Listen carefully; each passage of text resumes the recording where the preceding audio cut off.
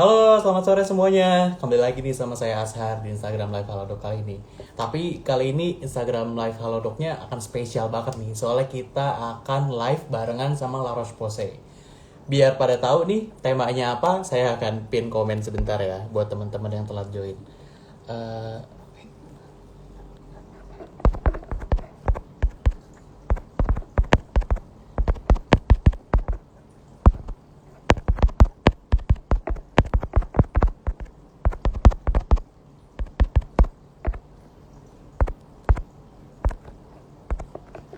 Oke, teman-teman, buat yang penasaran, kali ini Instagram Live Halodoc bersama Laros Pose bakal ada siapa sih bintang tamunya nih? Nah, karena kita akan ngebahas tentang bagaimana cara merawat kulit berjerawat, aku akan ditemenin sama Dr. Cory Catherine dan Karatu Gania. Nah, Dokter Cory Catherine dan Karatugani akan join nih sama saya. Jadi tungguin ya. Halo dok, Hai, halo Karatu. halo, Selamat sore hai, semuanya. Nah, sore. teman-teman, kayak tadi aku udah bilang nih, saya hari ini akan ditemenin sama Dokter Cory Catherine, spesialis bedah kelamin dan juga Karatugania. Nah, buat yang Iya, nggak tahu nih, Dokter Cory Catherine ini adalah dokter spesialis kulit terpercaya dari Halodoc. Nah, kalau hahaha, thank you, Karatugania thank you. Kalau Karatugania adalah seorang skincare dan makeup enthusiast. Nah, Dokter Cory, bagaimana kabarnya hari ini, Dok? Ya, sorry, sorry. Gimana kabarnya hari ini, Dok? Baik. Baik ya. Kalau Karatugania gimana nih kabarnya hari ini nih? Baik dong, alhamdulillah. Alhamdulillah. Ini semuanya lagi pada di rumah ya? Nggak ada yang kemana-mana ya? Di Maharis lagi praktek Oh, dokter berarti masih praktek ya? Prakteknya kalau boleh tahu di mana sih, Dok? sektor kritikal. Itu di daerah mana ya, Dok? Di Maharis di daerah di Barito, Jakarta Oh, di Selatan. Barito, Jakarta Selatan. Oke, oke, oke. Kalau Karatu juga di rumah aja nih, Kak? Aku di rumah aja nih kak, masih belum bisa kemana-mana juga kan soalnya. Iya ya, sekarang mau kemana-mana ngeri, mau keluar Iya rumah aja betul. untuk Betul. keperluan esensial aja udah parno. Iya nggak sih? Bener, bener Iya, banget. betul. Mm-mm. Kalau moto saya biar nggak sedih di rumah terus adalah sekarang leganya nanti. Oke, Kak Kori sama Kak Kori, Dokter Kori Nggak sama Kak apa-apa, Ratu nih. kakak berarti awet muda aku ya. Kakak ya, awet muda ya daripada. Oke, seperti yang aku tadi udah jelasin nih ke teman-teman audiens, Dok Kak Ratu, kita hari ini akan membahas tips A to Z merawat kulit berjerawat. Nah, buat teman-teman nih yang mau Yes. tanya-tanya seputar cara merawat kulit berjerawat, nanti bisa langsung tanya di kolom komentar, kali aja bisa dijawab sama Dokter Kori maupun Kak Ratu Lenia. Nah, Nah, back to the topic nih ya, Dok dan Kak Ratu. Ini masalah jerawat ini kan kalau misalnya kita pikir-pikir ya, itu adalah masalah yang nggak ada ujungnya nih.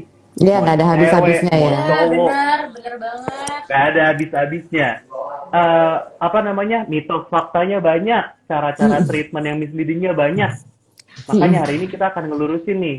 Terutama nih, kita kan sekarang lagi full di rumah ya buat teman-teman semua juga mungkin yang nonton. Banyak yang mikir, termasuk saya ya, banyak yang mikir, ah di Hmm? rumah aja kayaknya jerawat nggak akan muncul deh.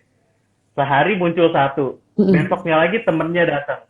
Seminggu sekeluarga jerawat Iya, ada di muka saya, Dok Karate. Iya kan, pasti pada pada ngerasain kayak gitu juga. benar benar benar.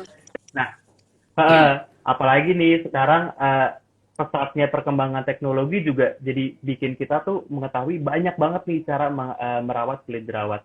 Makanya hari ini kita bertiga nih akan ngobrolin tentang tips A to Z merawat kulit berjerawat yang benar.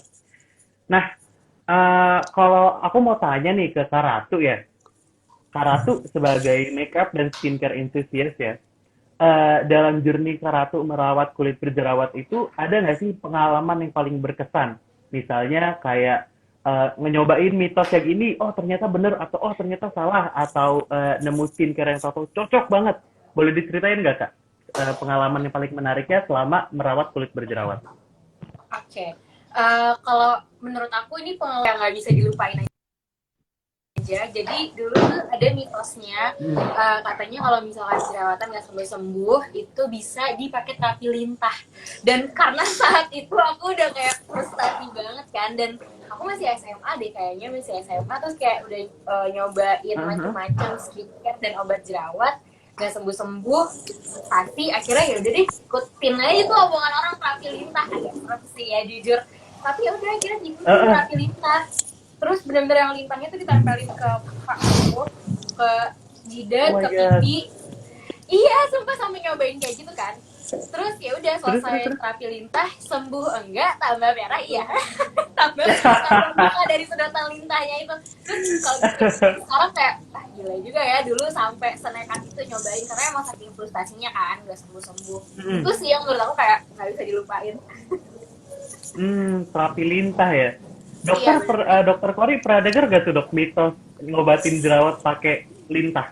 Iya, aku Itu juga penasaran tuh. ini ya apa sebenarnya kan kalau jerawat tuh kalau kayak terapi lita itu aku sih pernah dengar tapi kan itu yang ada bukannya malah sembuh malah tambah merah tambah radang ya kan.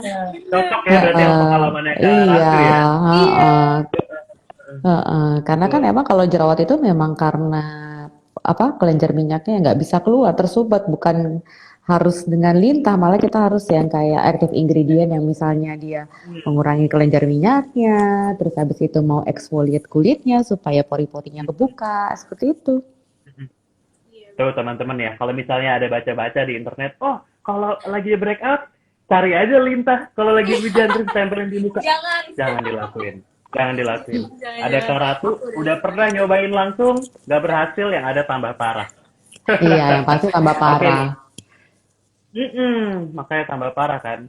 Oke nih, makanya teman-teman semua yang lagi nonton nih, cepat panggilin teman-temannya yang lain supaya nonton. Jadi nanti bisa tahu nih tips-tips cara merawat jerawat tuh yang benar dari Kak Ratu maupun dari Dokter Kori. Dan juga jangan lupa kalau punya pertanyaan langsung ditaruh di kolom komentar. Oke, Betul, sekarang betul. kita masuk ke apa namanya inti bahasan kita nih dok sama Kak Ratu. Aku mau tanya ke Dokter Kori dulu nih dok.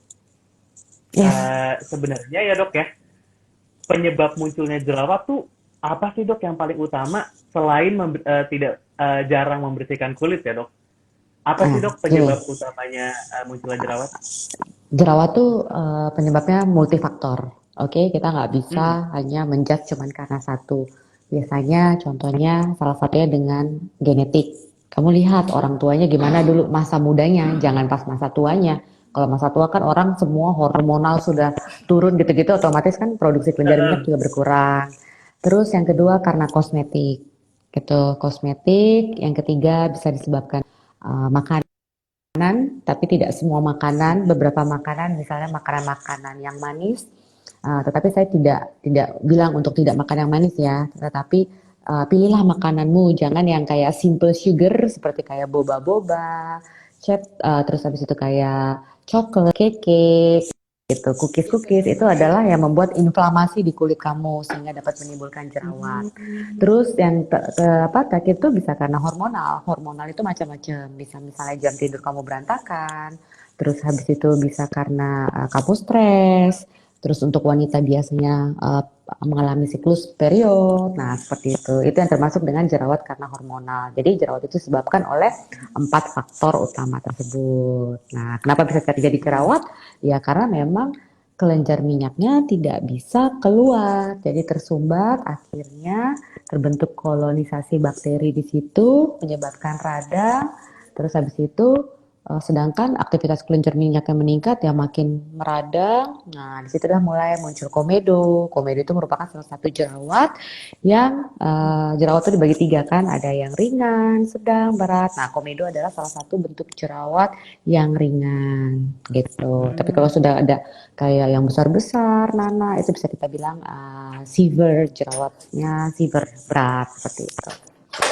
Gitu. Jadi penyebab jerawat itu ada 4 gitu. Tadi itu apa namanya Kak Ratu yang dibilangin sama Dokter Kori itu kayaknya lifestyle yang erat banget sama anak-anak muda zaman sekarang ya. Minum boba sama begadang. Yes, of Itu yang paling course. berat tuh kayaknya. Iya, Udah gitu ditambah tadi yang hmm? dari Udah gitu pertama dokter ditambah Fori sama ngomong makanan jauhin yang boba, aku langsung kayak Manis-manis. ini kalau Lebih ke misalnya bisa simple ngeliat ya, sugar ini sih, di simple sugar. Heeh, makanya tuh anak-anak muda sekarang kan seneng banget ngemil ya dok, terutama di rumah. Ini aku di mejaku aja kalau bisa ngeliat mungkin banyak banget nih coklat dok. Tuh berarti bener tuh Kak Ratu ya, kalau misalnya kita dibilang jangan begadang kalau Aku, lagi aku jerawat, nggak kalau bilang lagi kamu harus jerawatan. menghindari, ya, nggak dibilang untuk menghindari, tapi Mm, secukupnya gitu. mm, Lagian juga kan kita nggak perlu makan itu kan. Ada karbohidrat yang lain, misalnya kompleks kompleks karbo seperti mm, misalnya roti, terus nasi, gitu. Kan bukan suatu kewajiban kita untuk mengkonsumsi yang namanya simple sugar, seperti kayak mm. Coca-Cola, kayak gitu-gitu. Kayak soft drink kayak gitu ya, itu juga dapat menyebabkan kalau berlebihan teh kotak, teh botol gitu. Saya sebut merek aja ya, tapi kalian tahu ngerti lah maksudnya apa. Ya, dari tadi dokter Kori nyebutin apa namanya makanan-makanan itu, aku sama Kak Ratu lihat-lihatan kayak, aduh ini makanan iya, sehari-hari kita lagi. Cenayang ya tuh.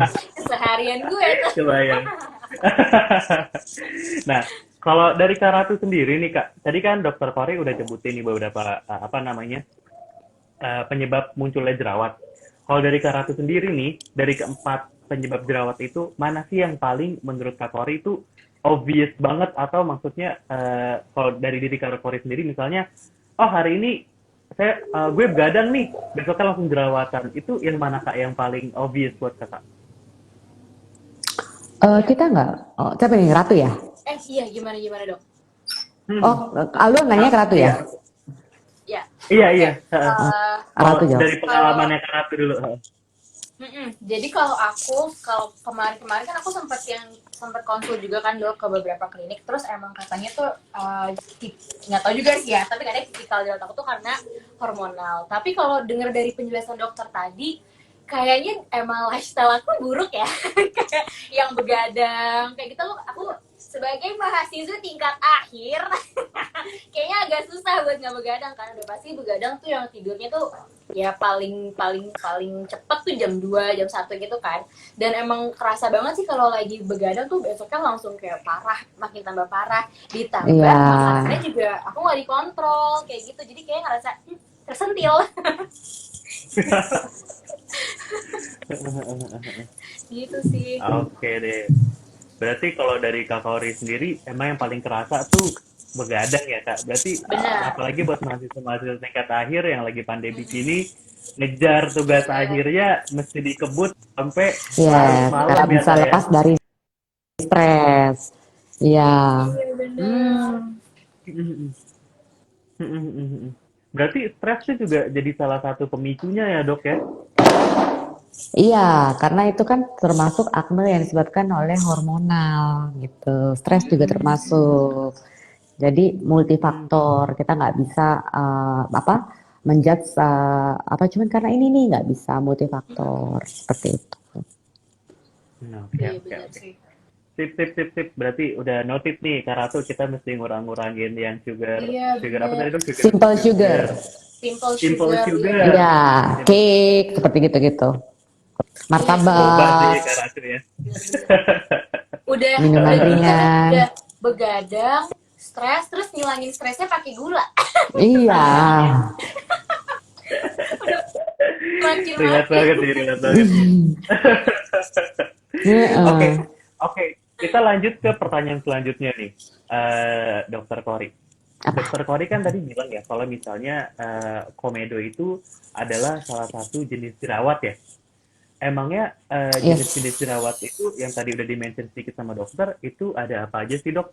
Dan ciri-cirinya tuh gimana biar Gini, kita bisa mengidentifikasi gitu? jerawat itu ada, pokoknya gini, kalau kita mau bilang jerawat itu gitu. Jadi Hmm? jerawat itu kalau kita mau bilang mendiagnosa sesuatunya itu kalau kita mau mendiagnosa jerawat, kita harus melihat komedo gitu. Baru kita bisa bilang jerawat. Nah, kalau cuma di wajahnya komedo saja, jerawatnya 1, 2, jerawat itu dibagi tiga tingkatan. Ringan, sedang, dan berat. Nah, kalau misalnya kurang dari 10, itu bisa kita bilang cuma komedonya doang, baik komedo white komedo atau black komedo, itu kita bilang jerawat ringan. Terus kalau misalnya sudah mulai ada papul, pustul kecil-kecil dengan jumlah yang lebih dari 10, kurang dari sampai 50 seperti itu, kita bisa bilang itu jerawat sedang. Tapi kalau sudah mulai kayak meradang merah, besar-besar hampir seluruh muka, terus ada nanahnya, itu bisa kita bilang jerawat berat gitu, seperti itu. Jadi cuma 3 aja kita bilang kita pembagian jerawat itu ringan, sedang, dan berat. Sip dok, noted. Berarti jerawat itu ada 3 macam ya, ada Ya, ringan, sedang, dan berat. dan Dan yang harus paling ada penting komedo. adalah harus ada Baru kita komedonya. bisa mendiagnosa bahwa itu jerawat. Hmm. Oke, kalau gitu aku mau tanya sama Kak Ratu Gania nih. Saat saat kulit kakak lagi berjerawat itu, apakah yang muncul itu komedo atau jenis jerawat yang lain nih Kak Ratu? Maksudnya yang ada Kalau aku, komedonya atau yang mm-mm. nggak ada gitu? Mm. Kalau aku sih udah pasti kalau misalnya mau ada jerawat tuh munculnya kayak kecil dulu gitu dok, Kak. Jadi kayak kecil dulu, terus udah gitu tetap pakai skincare apa biasa segala macam cuci muka, tapi ntar lama-lama jadi gede-gede merah kayak gitu, terus tiba-tiba yang kayak mateng. Jadi kayaknya mungkin dari jerawat kecil sedang ke jerawat berat udah dialami semua ya. Semuanya udah pernah datang nih ke muka aku nih kayaknya gitu. Jadi ya kayaknya semuanya udah pernah nih Kak gitu. Hmm. Tapi apakah emang tadi kan jerawat itu ada yang ringan, sedang, dan berat. Apakah Hmm. itu memang bisa terjadi fenomena stages gitu? Atau emang kalau misalnya jerawat ringan ya ringan aja, sedang aja, atau berat aja gitu sih dok? Iya dok, Kan pasti. biasanya kalau pasien tuh datang ke saya kan beda-beda ya. Jadi kan saya nggak ngelihat dari orang cuman baru 1 2 dia pasti akan mengobati sendiri. Dia tuh datang ke dokter itu biasanya kalau sudah parah. Tidak mungkin kayak jerawat 1 2 dia pasti akan ya ngobatin sendiri. Nah, biasanya tadinya mungkin jerawat ringan gara-gara mungkin dia mengobati sendiri, akhirnya Hmm? tidak tepat sasaran pengobatannya, sehingga akhirnya datang ke dokter tuh biasanya sudah bertambah banyak, terus sudah parah. Nah, tapi kan kalau yang ngerti kayak saya nih, jerawat saya misalnya cuma sedikit terus saya obati dia akan hilang. Jadi sebenarnya hmm, belum tidak harus jerawat itu akan menjadi stages dari ringan akan ke sedang akan ke berat tidak gitu. Mungkin ya awalnya mungkin datang dari 1 2 terus habis itu diobatin sendiri, makin dia tutupin dengan konselor atau apapun, ya pori-porinya makin bagus tersumbat, dengan pori-pori yang lain juga akan tersumbat, minyak mencari jalan keluar, akhirnya tidak bisa ya akhirnya menjauhkan jerawat seperti itu. Hmm. Berarti memang jerawat itu bisa muncul dari yang ringan, kalau misalnya salah treatment bisa sampai ke berat gitu dok ya? Iya, jadi intinya gini, semakin dini kamu mengobati jerawatmu, ya penyembuhannya juga akan semakin baik, gitu. Hmm. Gitu.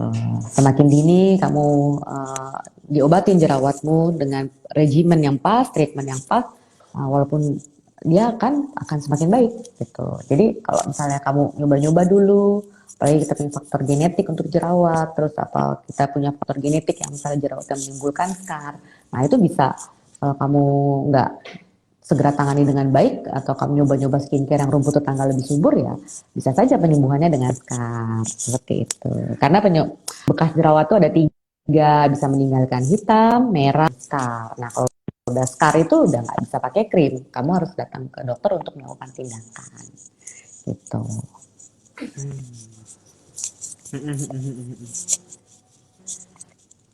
Oke, udah Seperti dimengerti itu. nih dok kalau misalnya tadi itu jerawat itu ada yang ringan, sedang, sama berat, dan cara penanganannya pun harus sedini mungkin dari pas kita masih punya jerawat ringan ya. Aku Iya, mau nanya lagi nih. ya nanti kalau bisa terus penanganannya juga beda-beda antara ringan, sedang, berat tuh beda-beda. Iya, iya. Pas banget dok. Aku mau tanya nih Terus dok. mau nanya apa dong? Apa namanya? Jerawat-jerawat yang tadi itu, yang jenis-jenis yang udah tadi kita bahas itu, penanganannya kan berbeda-beda ya dok. Bisa dijelasin sedikit nggak sih dok perbedaan dari penanganannya itu apa aja? Nah, kalau misalnya kita jerawatnya masih ringan tuh biasanya kita cukup dengan skincare topikal saja udah cukup gitu. Nah, kalau misalnya sedang ke berat, biasanya mulailah di situ kita masuk regimen untuk yang menggunakan obat minum. Seperti itu, seperti antibiotik, terus vitamin A dan turunannya, obat-obat hormon yang berfungsi untuk mengurangi aktivitas kelenjar minyak. Tetapi kalau hanya cuma baru ringan, biasanya kita hanya menggunakan antibiotik, obat skincare topikal aja. Nah, tapi kalau misalnya udah mulai ke berat, ya mungkin kita kombinasi dengan treatment di klinik, kita suruh datang seperti itu. Gitu. Selain obat minum, obat topikal, terus obat ya kami sarankan untuk datang ke obat di klinik seperti itu. Dok, Oke, mau oke. nanya nih dok, dikit boleh nggak sih? Boleh, boleh Kak. Jadi tadi kan dokter sempat singgung tuh kayak kalau misalkan masih ringan terus salah penanganan jadinya tambah parah gitu kan. Kayaknya aku sempat pernah ngerasain juga tuh dok. Jadi waktu itu jerawatnya masih kayak yang ringan-ringan aja gitu, munculnya masih yang kecil-kecil. Tapi karena greget kan dok, kayak baru mulus sedikit nih, baru maksudnya kayak belum parah nih gitu. Jadi akhirnya make upan nggak apa-apa kali ya gitu. Terus atau pakai concealer tipis-tipis, pakai cushion tipis-tipis. Nah itu ternyata setelah makeup itu pas dilepas makeupnya dibersihin, jerawatnya malah tambah parah gitu. Tapi Tambah setelah aku besar, berarti ya. berarti apakah kalau misalkan kita jerawatan walaupun itu masih di tahap ringan nggak boleh make upan sama sekali, atau ada tipsnya gimana sih dok biar kan pengen ya dok make Gini, upan juga kan gatel tangan pengen main-main make up gitu, kira-kira baiknya gimana dok? kalau sebenarnya gini, kalau aku tuh selalu bilang sama pasien, what is the apa ya tujuan kamu untuk make upan tuh apa gitu loh sebenarnya. Kalau saya lebih prefer orang tuh mempunyai kulit yang sehat tanpa make up, ya kan, secara natural Iya seperti benar itu, sih. sebaiknya hanya seperti itu. Nah, kalau misalnya nggak mungkin orang yang nggak make upan dia setiap hari itu nggak akan jadi terjadi jerawat, apalagi dia yang acne prone atau yang berminyak. Mungkin banyak pasien yang datang, dok, kenapa sih saya baru hari ini padahal saya sudah pakai make up bertahun-tahun? Iya, karena mungkin waktu kamu pakai make up itu pori-porinya belum tercover semua, jadi masih ada setengah yang bisa mengeluarkan kelenjar minyak seperti itu. Jadi ya kelenjar minyaknya masih bisa keluar. Nah, begitu tercover semua pori itu, nah disitulah mulai terjadinya jerawat karena kelenjar minyak tuh harus memang dikeluarkan. Kelenjar minyak itu sebagai pelumasnya kulit gitu. Jadi apalagi kalau kita kulit yang kelenjar minyaknya berlebih, acne prone, jadi wajar kalau misalnya kamu pakai make up tuh bisa potensi untuk faktor resikonya jerawat tuh lebih besar dibanding Lebih besar orang ya. yang kulitnya iya gitu. Uh, nah, jadi kalau saya sih lebih baik kamu nggak usah pakai make up. Kalau misalnya memang kamu make up ya bedak tabur itu oke karena dia kan partikelnya kecil dan tidak menutup pori. Dengan kamu menggunakan skincare yang misalnya yang tepat untuk kulitmu itu juga sudah sebagai sebenarnya itu sudah sebagai make upmu gitu. Sebenarnya uh, aku tanya, kalau kamu bermakeup itu pasti para wanita itu pasti ingin menutupi pori-pori kan. Sebenarnya pori-pori itu Iya. kan manfaatnya memang sebagai pelumur dan memang harus keluarnya. Nggak ada manusia yang nggak ada manusia yang diciptakan tanpa pori-pori. Kalau kamu membandingkan dengan artis Korea itu kan hanya film ya, nggak Iya mungkin. benar. Kamu kan belum lihat dia secara langsung. Sedangkan Iya benar sih. pastilah semua manusia itu punya pori-pori. Di situ untuk keluar keringat, di situ untuk keluar kelenjar kelenjar minyak. So pori-pori itu menciptakan yang memang harus ada, bukan untuk ditutupi. Berarti lebih baik dihindari dulu ya dok gitu. Iya. Eh, Tapi kalau kalau kalau menurutku sih nggak perlu ya. Maksudnya iya. kayak ya kalau kamu kondangan it's okay lah ya. Tapi kan untuk sehari-hari kayaknya kalau kamu nggak pakai make up kulitmu kan berarti bernafas juga kan seperti itu. Tapi ini dok dikit lagi. Kan ada nih sekarang kayak banyak brand-brand makeup yang kayak ini makeupnya tuh mengandung skincare juga, tidak menyumbat pori dan lain-lain sebagainya. Kalau kayak gitu gimana dok? Maksa ya? Tapi kan karena penasaran dok. Penasaran. Itu kan klaimnya suatu produk ya. Jadi yang namanya orang jualan kita juga nggak bisa salahkan. Yang kita salahkan adalah diri kita. Kenapa kita tidak aware memilih suatu produk untuk kulit kita. Jadi kalau aku Terburai ya. sarankan, ya namanya teknik marketing tuh banyak kan. Jadi aku saran ya lebih baik ya memang kalau kamu beli produk over the counter itu yang dermatologis tested gitu. Jadi Oh, memang sudah diuji oleh dermatologis mungkin dan kamu lihat active ingredientnya seperti apa gitu. Itu sih yang aku bisa sarankan. Gitu. Itu lebih baik. Ya, paham deh, mulai sekarang ditahan-tahan dulu deh tangannya, suka gatel kadang-kadang dok, kayak lihat cushion diem aja tuh kayak pengen dipakai deh gitu. Oke, oke, oke. Tips-tips berarti tadi kita udah dengerin juga tuh ya dari Dokter Kori gimana caranya kita ngebahas apa namanya ngasih treatment yang benar dari jerawat ringan sampai jerawat berat. Aku mau nanya nih sekarang ke Kak Ratu. Kalau Kak Ratu sendiri punya pengalaman gak nih kalau misal lagi skincare kulit yang lagi berjerawat itu treatmentnya gimana? Kalau dari jerawat ringan itu biasanya Kak Ratu ngapain? Kalau udah ke sedang ke berat itu Kak Ratu pakai treatmentnya gimana dan ngerawatnya kayak gimana? Sebenarnya kurang lebih hampir sama kayak yang dokter Fauzi sampaikan tadi sih. Kalau misalkan masih ringan, aku masih pakai obat atau skincare yang aku punya sendiri. Terus kalau misalkan udah mulai sedang gitu ya, tipikal jerawatnya itu udah mulai rada panik, tapi masih tetap coba-coba sendiri. Nah kalau udah mulai bandel, udah makin tambah parah ya, mau nggak mau aku treatment sih biasanya ke klinik kayak gitu sih Kak biasanya. Tapi tetap sih, maksudnya Oke. kayak kalau nyari skincare pun yang kayak tadi dokter Kori bilang, emang dibaca-baca dulu. Aku biasa suka cari reviewnya dulu kayak gimana, baca-baca ingredientsnya apa aja, udah dermatologically tested apa belum, kayak gitu-gitu sih. Jadi nggak takut salah langkah lagi, nggak kayak lintah lagi kan. Jadi kadang-kadang kalau misalkan tiba-tiba banget gitu ya, lebih ke tenang dulu, yuk baca dulu, yuk cari dulu review kira-kira skincare apa yang cocok, ingredientsnya yang Yes. nggak terlalu macem-macem, yang masih aman lah gitu. Terus kalau tambah parah baru biasanya aku ke klinik gitu treatment. Hmm. Oke, oke, oke. Berarti memang yang paling penting tuh dari step kita memilih treatment yang benar tuh adalah research ya. Setuju ya Kak Ratu Tuh, sama dokter ya? Research Yes. yang paling penting. Iya betul. Iyalah kamu kan kalau mau beli sesuatu juga kamu harus lihat dulu kan. Kita nggak memakai, Hmm. apalagi untuk kulit kita nggak kayak kucing dalam karung gitu kan, nggak tahu apa-apa langsung kita pakai. Nanti giliran udah kamu ada komplikasinya, kamu bingung mau komplain ke iya siapa, ya kan? Bener, bener, bener. bener. Oke deh. Kita, aku mau lanjut ke pertanyaan selanjutnya nih buat Dokter Kori dulu. Tadi kan kita udah ngobrolin tentang cara treatment kalau misalnya kita udah punya jerawat nih, dari jerawat ringan, sedang, berat. Sebenarnya ada nggak sih dok tips supaya kulit kita tuh terlindungi gitu dari jerawat? Ini jadi yang lebih ke preventifnya gitu dok, yang untuk mencegahnya. Ada nggak dok tipsnya?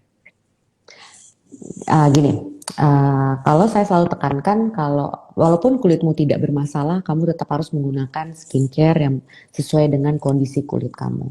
Nah, tips nggak mungkin kita bisa gini, nggak mungkin orang tuh tanpa jerawat, apalagi kalau memang dia sudah punya faktor genetik. Terus yang kedua, apalagi wanita yang namanya jerawat hormonal yang dia datang period tiap bulan. Terus kamu kan juga nggak bisa bilang kalau misalnya setiap orang tuh harus tidurnya 8 jam, nggak bisa kamu hindari yang namanya stres. Nah, kalau saya pribadi selalu bilang untuk jerawat satu dua it's okay lah gitu, nggak masalah gitu. Karena ya memang jerawat. Nah, jerawat itu tidak akan timbul ketika kamu menopause karena semua metabolisme turun, kelenjar minyak juga sudah tidak aktif. Jadi otomatis mukamu kering, yang ada lebih ke sensitif kulitmu atau iritasi. Nah, kalau walaupun mukamu tidak bermasalah, itu kamu bisa menggunakan bahan-bahan aktif yang sesuai dengan jenis kulit kamu. Dan kalau misalnya yang selalu saya tekankan, jerawat satu 2 3 it's okay, nggak masalah gitu loh. Dan itu kalau kamu skincare yang sesuai dengan jenis kulit kamu, dia akan gone sendiri kok gitu. Jerawat akan pasti bisa sembuh, but takes time gitu. Karena nggak semua orang juga kan lifestyle-nya sama, terus dari orang tuanya juga genetiknya juga nggak sama. Jadi ada orang yang memang sembuhnya dengan cepat, ada yang memang orang sembuhnya dengan lama. Tapi yang bisa saya pasti jerawat bisa sembuh asal sabar, takes time gitu.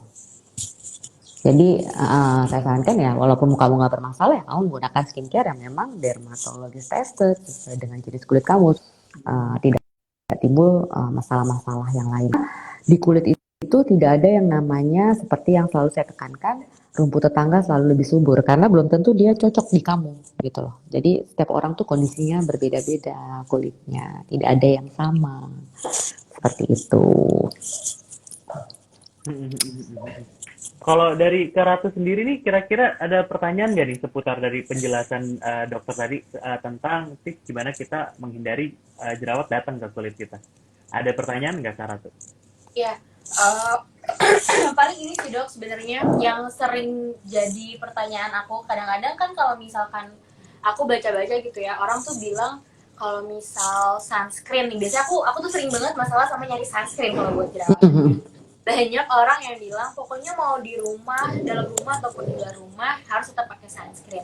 Nah tapi Right. problemnya nih dok, aku tuh kalau kalau lagi muka jerawatan kayak gini ya, pakai sunscreen ntar tiba-tiba beruntusan, ntar tiba-tiba jerawatan. Nah itu kira-kira gimana sih dok tips supaya bisa tetap pakai sunscreen supaya melindungi kulit kita, tapi nggak bikin jerawatnya tuh tambah parah gitu. Karena lumayan tricky juga sih nyari sunscreen yang emang cocok dan pas gitu ya.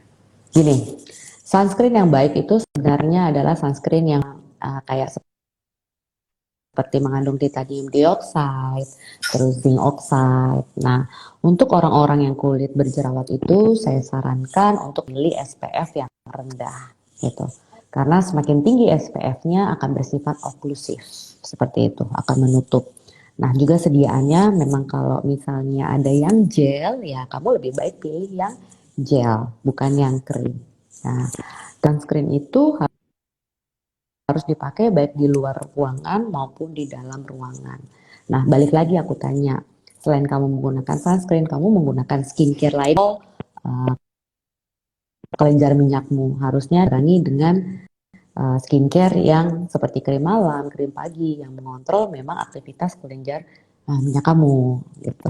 Yang mengandung salicylic acid, niacinamide, uh, vitamin A turunannya seperti ada palen, retinoid, retinol, azelaic acid, benzoyl peroxide. Nah, kamu pakai itu enggak gitu. Sebenarnya itu juga harus dipakai gitu. Jadi step terakhir yaitu dengan menggunakan sunscreen. Nah, kalau misalnya memang kamu kulitnya berjerawat banget ya, saya sarankan itu balik lagi. Kamu pilih misalnya kalau ada yang gel, lebih baik kamu menggunakan yang gel. Kalau memang ada SPF yang 30 lebih rendah ya lebih baik kamu menggunakan SPF yang 30 karena semakin tinggi SPF-nya akan semakin oklusif seperti itu. Dan yang saya bisa tekankan pilihlah yang physical sunscreen seperti itu. Berarti tetap Oke. walaupun muka berjerawat tetap sunscreen penting berarti ya dok ya? Tetapi biasanya gini, aku pending kalau ada pasien yang datang aku dengan parah jerawatnya, biasanya aku pending dulu penggunaan sunscreennya. Jadi setelah dia sudah membaik kondisi kulitnya, baru boleh menggunakan sunscreen seperti itu. Tergantung ya, tetapi kalau tanya penting, sangatlah penting. Yang namanya sinar matahari itu juga dapat menyebabkan jerawat. Ada namanya solar acne. Matahari juga dapat menyebabkan jerawat. Jerawat yang disebabkan oleh paparan sinar matahari. Seperti itu. Well not dok, aku tetap pakai sunscreen karena selama ini pakai sunscreennya kayak jarang-jarang gitu kayak pakai nggak ya ntar tanggung jerawatan lagi gitu. Nah, kamu harus pakai aktif ingredient kayak krim-krim lain yang ngontrol gitu loh. Jadi seperti yang saya sebutkan tadi. Oke. Ini karena kita udah ngomongin skincare yang baik digunakan untuk merawat kulit yang berjerawat nih dok ya. Jerawat. Aku mau sekalian langsung tanya aja dong dok, sebenarnya skincare kayak apa sih dok yang harus kita gunakan untuk melindungi kulit kita yang berjerawat? Satu adalah skincare yang lagi-lagi saya bilang dermatologi tested dan menggunakan bahan-bahan active ingredient yang memang sudah guideline-nya kita seorang dokter kulit yang kita pelajari memang sudah ada guideline-nya namanya SOAP-nya untuk jerawat ya, seperti bahan-bahan active ingredient yang mengandung salicylic acid, niacinamide, terus habis itu benzoyl peroxide, retinol, ada palen, ya vitamin A dan turunannya. Dan aku membaca jurnal-jurnal terbaru ada yang namanya aqua pose itu juga bisa sebagai untuk mengontrol inflamasi terhadap Hmm. jerawat seperti itu. Oke, oke. Nah, kalau kalau kalau tadi kan dokter udah ngasih tahu di skincare yang baik tuh untuk kulit berjerawat itu kayak apa. Aku Yes. mau tanya nih,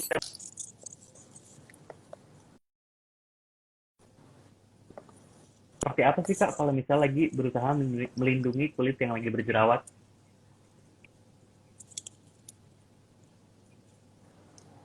Sorry Kak, agak putus-putus dia, aku bisa diulang nggak?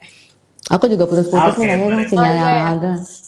iya Coba diulang. benar. Wah, aku langsung merasa bersalah deh. Sekarang udah oke ya?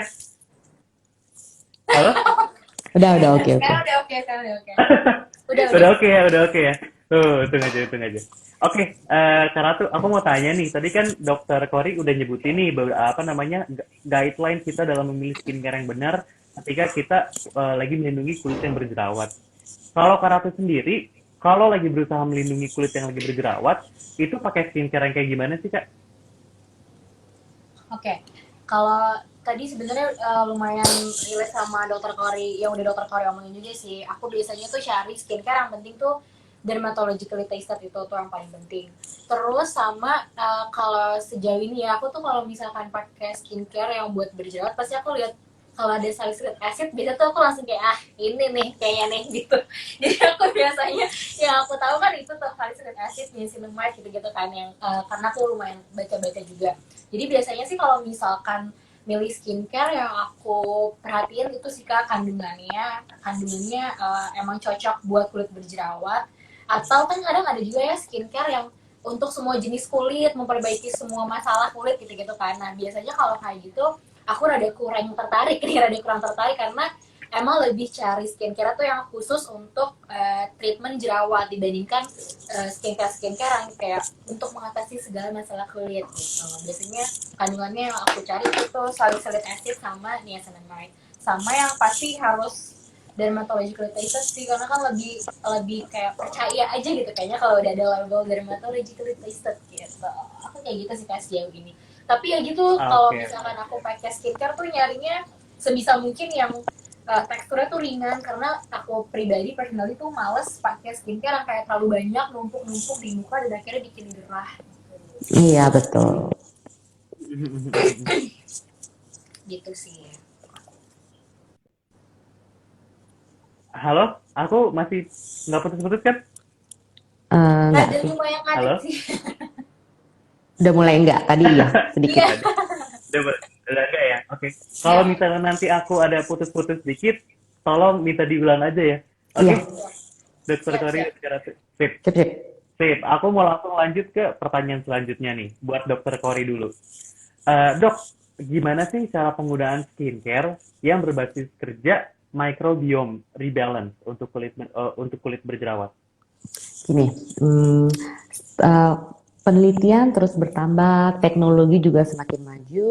Nah, sebenarnya ada beberapa jurnal 5 tahun, 3 tahun belakangan ini membahas mengenai hubungan antara microbiome dengan acne seperti itu.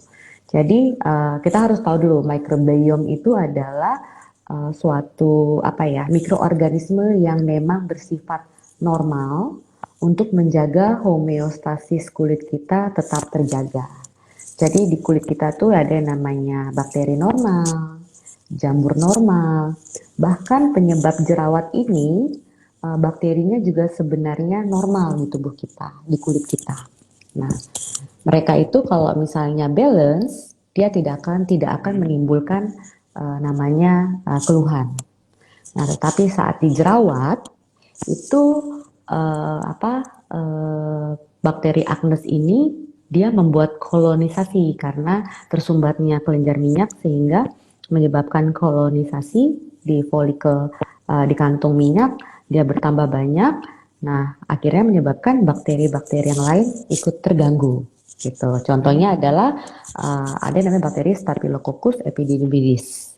Nah, bakteri itu adalah sebenarnya kerjanya dia itu apa tuh mengontrol si Agnes ini untuk tidak terlalu mengeluarkan kelenjar minyak. Jadi bertolak belakang fungsinya. Tetapi karena kolonisasi otomatis, karena kolonisasi agnesnya bakteri jerawat ini tidak terkontrol, akhirnya ya tubuh memberi respon untuk memproduksi ya Staphylococcus ini juga jadi akhirnya tidak terkontrol juga.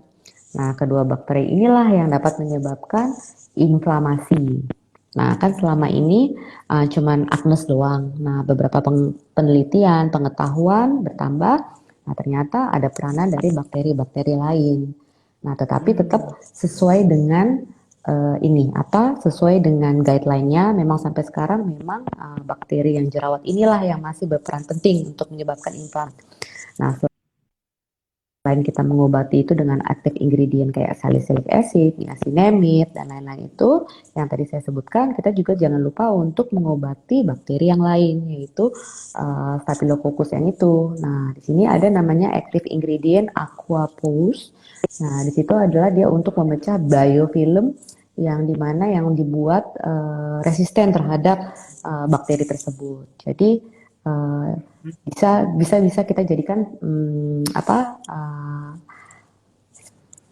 pengobatan tambahan adjuvan untuk mengobati jerawat seperti itu. Nanti dok, udah dia mengerti nih gimana cara kerjanya microbiome rebalance ya. Kalau dari Karatu sendiri, kira-kira ada pertanyaan nggak dari penjelasan Dokter Kori tadi tentang skincare yang berbasis terjadi itu microbiome rebalance? Aku baru dengar sih dok itu tadi microbiome itu ya. Balance ya. Kalau misalkan masalah inflamasi itu berarti maksud inflamasi itu yang kayak radang, kemerahan, ya, nanah, ya. Namanya radang. Iya, aku belakangan ini sempat ngerasain tuh dok yang kayak pipi sebelah kanan kiri nih entah kenapa mungkin kayaknya aku salah nyoba makeup kan. Jadi mungkin ada bakteri-bakteri tadi yang udah dokter sebutin. Jadi akhirnya dia meradang dan merah gitu. Tapi ya mungkin alhamdulillah sekarang udah membaik sih dok karena mungkin penanganannya benar juga kali ya yang microbiome itu. Nah, salah satunya aku pakein moisturizer La Roche-Posay dok. Spill dikit lah ya. Spill dikit biar teman-teman tahu juga. Kemarin pas meradang itu sempat panik juga kan. Nah, akhirnya nyobain rangkaian dari La Roche-Posay ini dan alhamdulillah beneran radangnya tuh mereda banget. Berarti mungkin kandungan itu emang bagus ya dok buat mengatasi inflamasi ya. Yes, mungkin juga ada niacinamide itu juga bisa untuk meredakan inflamasi atau radang seperti itu. Jadi intinya kalau kulit kamu berjerawat ya itu pengobatannya nggak cuma cukup salicylic, enggak, karena aktif ingredient yang satu dengan yang lain itu saling melengkapi, saling mendukung, karena jerawat itu kan namanya munculnya jerawat itu kan sitokinnya, inflamasinya, apanya gitu kan cara kerjanya obat. Nah, disitulah kalau kita kasih retinol dia menghambat di sini. Kalau kita kasih niacinamide dia cara kerjanya gini. Jadi satu sama lain tuh saling melengkapi. Jadi dari segala sektor lah dibunuh lah itunya supaya jerawatnya sembuh seperti itu. Jadi nggak cukup dengan salicylic aja cukup, dengan niacinamide aja cukup, enggak. Yang bagus adalah kombinasi terapi dengan beberapa active ingredient yang memang guideline-nya untuk jerawat seperti itu. Paham. Berarti emang gitu ya. Nggak cukup sama satu kandungan aja. Iya, betul. Seperti itu. Oke deh, thank you banget Dokter Kori sama Kak Ratu nih udah mau ngejawab pertanyaan dari aku tadi dan ada diskusi banyak banget yang berguna. Intinya sih jangan pakai lintah ya Kak Ratu ya. Itu sebuah kesalahan yang sangat-sangat aku sesali. Sekarang ke sesi yang udah ditunggu-tunggu banget nih sama viewers itu dari tadi. Aku akan memilih beberapa pertanyaan yang akan dijawab langsung sama Dokter Kori dan Kak Ratu. Kita langsung aja ya, Dok, Kak Ratu, ke pertanyaan pertama dari followers kita. Oke, nah ini kayaknya pertanyaan favorit saya juga sih. Ini dari @kamaludinkamal348. Dok, untuk perawatan wajah, untuk pria itu yang cocok penggunaannya seperti apa sih? Apakah berbeda dengan cewek atau maksudnya ada treatment khususnya? Sebenarnya atau gimana nih? enggak. Sama aja. Semua perawatan mau cowok, mau cewek sama aja. Tinggal disesuaikan dengan jenis kulit kamu ya. Kalau memang kulitmu berjerawat, lagi ada masalah jerawat, kita obatin dengan regimen yang berjerawat. Kalau memang kulit kamu sedang flek, ya kamu tergantung kamu datang dengan keluhan apa seperti itu. Kalau nggak ada masalah, tetap ya pilihlah tetap perawat muka kamu dengan menggunakan bahan-bahan active ingredient yang fungsinya untuk anti aging, rejuvenasi kulit seperti itu. Jadi mau cowok mau cewek nggak masalah, semua sama aja. Oke, berarti emang bukan masalah cewek atau cowoknya dok ya, lebih ke jenis kulit dan kebutuhan kita itu apa ya Yes, dok ya? betul. Iya, Nah, ah, oke. betul. Seperti itu. Notit, notit, notit. Oke deh. Oke, kita langsung ke pertanyaan selanjutnya ya. Yang Ya, selanjutnya ini dari ODMZT. Bagaimana ya dok mengobati jerawat batu yang ada di permukaan kulit? Jerawat batu nih dok, ini kan sering banget kita dengar ya jerawat batu. jerawat batu itu kalau bahasa medisnya itu adalah nodul, adalah jerawat yang nggak bisa keluar bentuknya. Gini, tergantung. Kalau biasanya kalau dia jerawat batu datang ke klinik, kalau memang dia dengan regimen topikal tidak bisa tercover, biasanya kita melakukan misalnya suntikan intralesi untuk jerawatnya, atau kita dapat menggunakan agen exfoliate seperti chemical peeling supaya yang menyebabkan tersumbatnya itu terangkat, otomatis uh, terjadi exfoliate yang di bawahnya terpapar untuk keangkat keluar sehingga jerawat batunya bisa jadi lebih naik seperti itu. Tetapi yang jelas saya pastikan tetap harus menggunakan skincare topikal everyday di rumah sehari-hari untuk sesuai dengan kondisi kulitmu. Nah, kalau misalnya memang itu tidak bisa, kamu bisa datang ke klinik dengan kita bisa menggunakan suntikan injeksi terhadap jerawatnya, menggunakan treatment-treatment yang ada di kliniknya sesuai dengan kondisi kulit kamu seperti itu. Kalau Kak Ratu sendiri pernah nggak Kak punya jerawat batu atau yang tadi disebut nodul? Alhamdulillah kayaknya belum pernah deh. Yang nyampe mendem Alhamdulillah. susah keluar gitu, alhamdulillah belum. Masih ya, Alhamdulillah belum pernah ya. masih belum sampai sana. Jangan sampai ya. Jangan sampai udah cukup berapa tahun masih mendapat. Oke, berangkat ke pertanyaan selanjutnya ya dok. Ini dari Lismah, susah juga nih namanya ini. Lismah MYDH. Dok, berapa kali sih sehari itu kita mesti cuci muka untuk kulit yang berjerawat? Gini, cuci muka tuh cukup sehari 2 kali sampai 3 kalau misalnya kamu berolahraga atau apa, it's okay. Kalau kamu keseringan cuci muka, yang ada kulitmu akan jadi kering, jerawatnya juga bisa tambah buruk gitu. Apalagi kan kalau cuci muka kita kan melakukan gesekan ya terhadap muka, sebenarnya dengan cara cuci muka itu dapat mengiritasi kulit kita sehingga kita juga dapat menimbulkan jerawat dan merah-merah pada kulit kita. Jadi kita harus mencuci muka dengan gentle. Kalau kamu semakin menggosok-gosok seperti itu secara keras-keras, ya otomatis ada yang namanya mikrotrauma atau luka di kulit yang tidak terlihat. Nah, disitulah udah ada jerawat, udah ada bakteri, terus bisa masuk bakteri dari luar. Jadi yang ada bisa tambah parah. Jadi untuk cuci muka ya cukup 2 sampai 3 kali gitu. Kalau kamu keseringan ya kering muka kamu. Nah, kalau kondisi kulit yang kering, masalahnya bisa timbul seperti kulit iritasi, bisa masuk bakteri, seperti itu. Jadi cukup 2 sampai 3 kali sudah cukup kok. Oke. Kalau dari Kak Ratu sendiri nih, biasanya kalau kulit lagi berjerawat, 2 kali juga Kak cuci Iya, mukanya? aku juga 2 kali sih. Biasanya kalau skincarean pagi, cuci muka dulu. Terus paling kalau misal ya olahraga gitu kayak dokter bilang tadi, olahraga atau pergi keluar, cuci muka lagi. Terus sama malam paling kalau misalkan mau skincare malam baru cuci muka lagi. Karena aku sempet tuh nyobain yang kayak cuci muka mulu, bener kering. Kering Mukanya ya. jadi nggak jelas.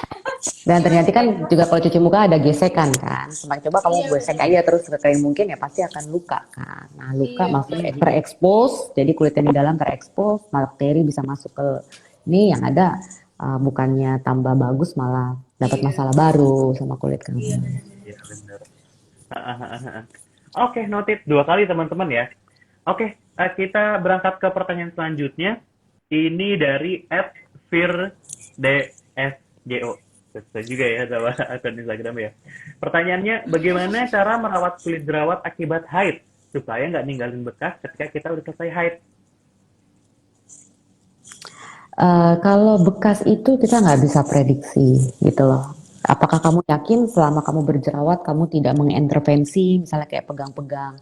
Nah, kalau kita terlalu mengintervensi jerawat kita, kayak kita nggak tahan pegang-pegang, pasti akan menimbulkan bekas gitu. Mau baik hitam, merah, atau scar gitu. Bekas itu tidak bisa kita hindari. Oke, jadi kamu nggak pegangin aja, nggak itu bisa meninggalkan bekas. Nah, bekas itu tapi selama masih merah atau hitam itu bisa kita hilangkan dengan skincare. Nah, skincare-nya itu adalah fungsinya yang untuk targetnya melanin, kalau merah targetnya pembuluh darah. Menurut aku, it's okay, ada bekas satu dua, takes time, nobody's perfect. Yang penting itu bisa disembuhkan, bisa dihilangkan, pelan-pelan memudar. Nah, yang penting kamu selama masalnya ada atau tidak jerawat, sebaiknya kamu tetap menggunakan skincare yang memang cocok untuk kulit kamu gitu. Jadi misalnya kamu lagi jerawat ya kamu bisa totolin di jerawatnya itu dengan benzoyl peroxide. Jadi itu merupakan salah satu active ingredientnya atau misalnya retinol seperti itu. Nah, dia akan mulai mereda. Nah, kan tadinya kan kalau misalnya radang merah itu nanti pasti lama-lama akan menjadi hitam. Nah, hitamnya ini takes time lah, tunggu sabar gitu. Kamu gak usah worry, kamu tetap menggunakan skincare yang memang fungsinya untuk memudarkan bekas tersebut seperti itu.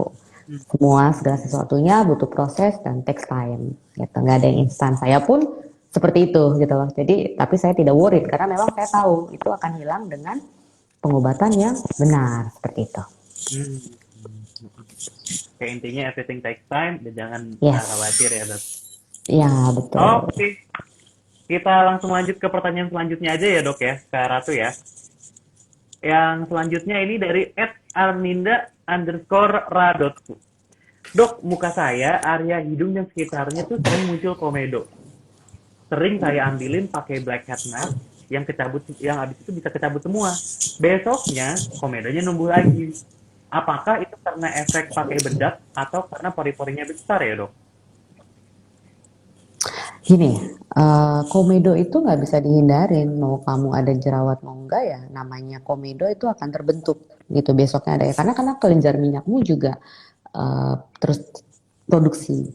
Tapi prinsipnya selama dia tidak menimbulkan keluhan gitu loh, seperti jerawat, seperti itu, ya it's okay, kamu bisa bersihkan lagi.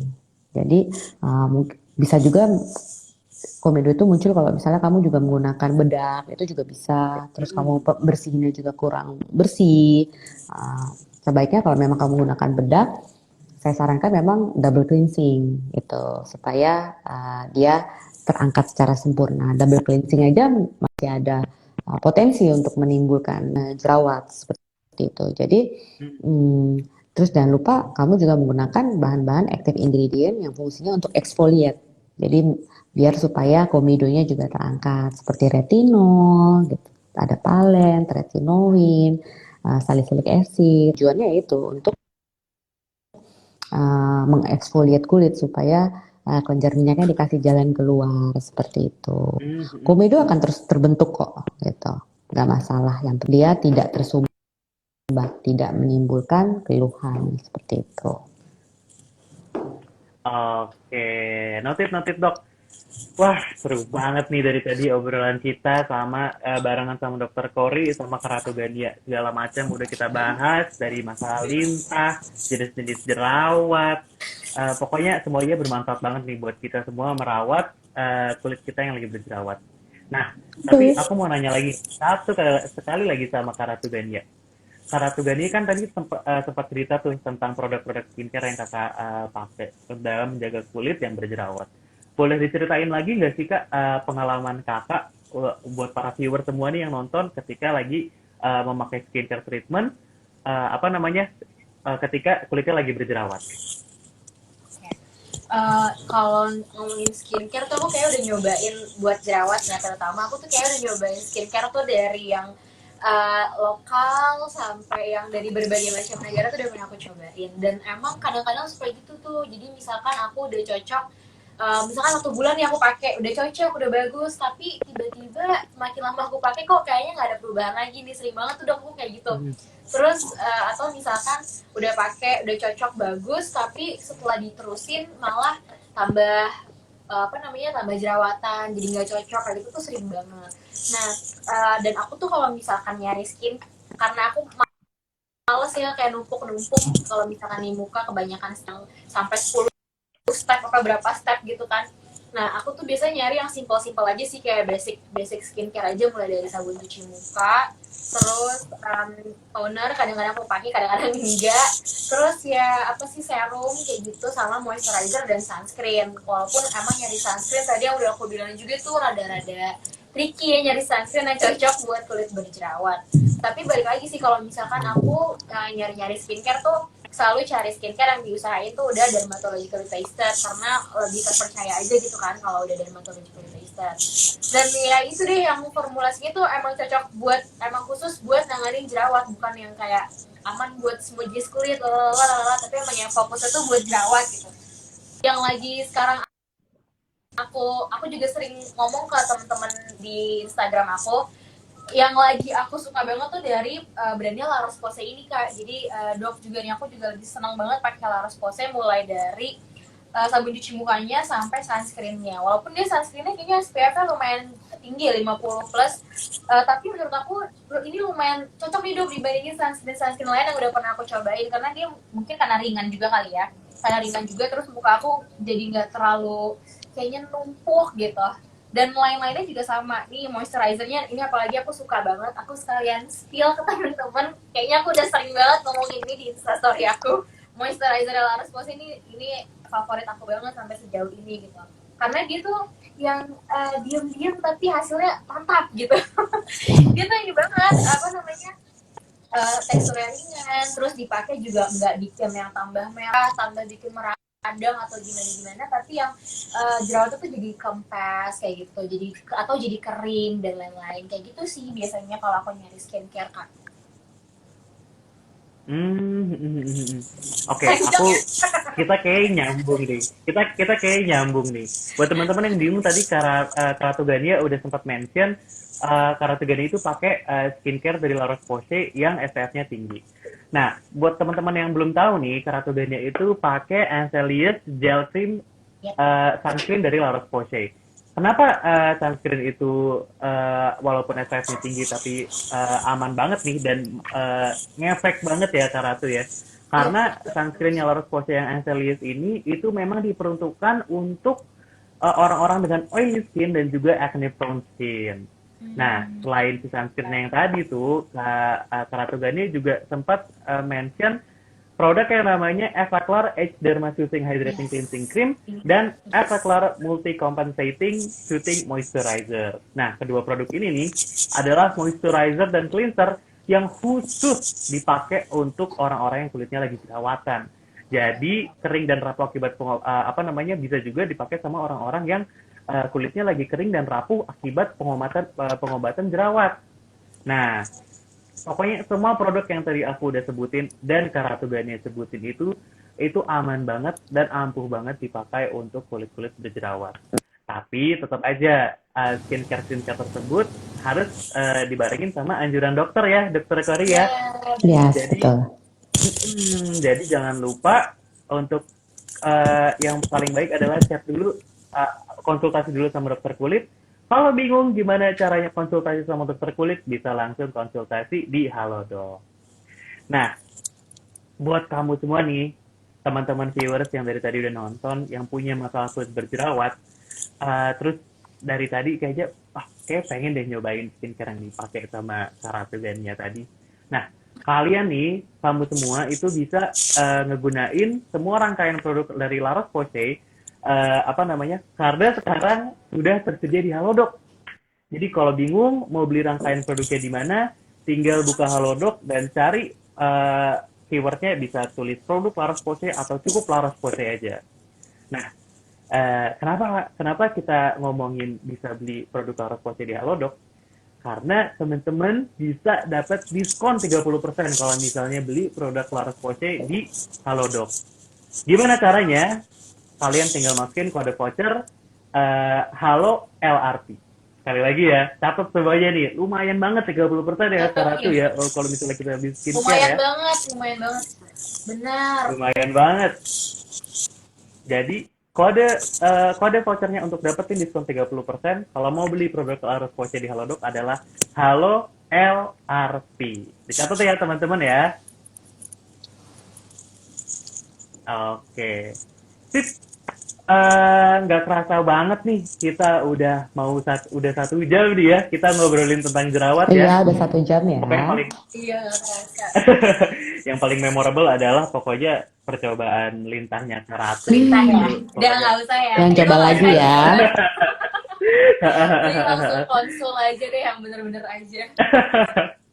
Ya kita udah 1 jam nih live barengan sama Halodoc dan La Roche-Posay. Sekarang aku mau tanya terakhir untuk dokter Kori. Ada pesan-pesan khusus nggak dok untuk viewers kita nih dalam menjaga kulit berjerawat? Oke, perlu saya tekankan, kamu nggak usah insecure dengan kulit kamu. Kalau misalnya memang kamu sudah mulai terganggu, walaupun jerawatnya dikit, silakan kamu berkonsultasi dengan dokter kulit untuk diberikan penanganan yang tepat. Seandainya memang kamu merasa tahu harus menggunakan apa, it's okay, nggak masalah. Karena yang kalian bisa pastikan bahwa jerawat itu bisa sembuh, tetapi takes time dan tidak ada orang yang, apalagi kalau kulit kamu acne prone atau memang mudah berjerawat atau berminyak, kalau misalnya nggak ada orang yang nggak mungkin nggak ada jerawatnya. Jadi kalau hanya jerawat 1, 2, it's okay. Apapun kondisi kulit kamu, mau normal, mau berjerawat, kamu tetap menggunakan skincare ya, dermatologi tested yang sesuai dengan kondisi kulit kamu supaya kulit kamu tetap terjaga karena proses aging itu akan terus berjalan. Kita cuma bisa menghambatnya, memperlambatnya saja. Dan saya bisa pastikan bahwa belum tentu kulit orang lain itu bisa sama dengan kulit kamu karena tidak ada rumput tetangga yang lebih subur gitu. Jadi teruslah kamu merawat kulit kamu karena selama dini, mulai dari dini kamu merawat kulit kamu itu merupakan skin investment gitu. Jadi investasinya di kulit itu tidak rugi. Yes. Selain investasi di materi, kamu juga investasilah di kulit kamu. Investasi di kulit. Noted dok. Yes. Oke deh. Skin investment. Sekali lagi terima kasih buat Dokter Kori dan Kak Ratu Gania yang udah 1 jam nemenin saya nih untuk ngobrol-ngobrol seputar gimana cara kita merawat kulitnya berjerawat barengan Halodoc dan La Roche-Posay. Buat teman-teman yang pertanyaannya belum kejawab, jangan sedih. Pokoknya jangan sedih. Kalian tinggal download Halodoc dan kalian bisa konsultasi sama Dokter Kori di situ dan ataupun sama dokter-dokter spesialis kulit lain. Kapanpun dimanapun, pokoknya kalau mau konsultasi dengan dokter kulit, tenang, ada Halodoc. Oke, sekali lagi jangan lupa kalau misalnya mau beli produk La Roche-Posay, di Halodoc aja karena ada diskon 30%. Pakai kode voucher Halodoc LRT. Oke, kalau gitu sampai sini aja. Sekali lagi terima kasih buat Dokter Kori dan Kak Ratu Gania. Mudah-mudahan sehat terus. Dan mudah-mudahan kulit kita terhindar dari jerawat dan breakout yang macam-macam. Kalau gitu, mari mari kita undur diri. Terima kasih semuanya yang udah nonton. Thank you. Thank you semuanya. Dadah. Dadah.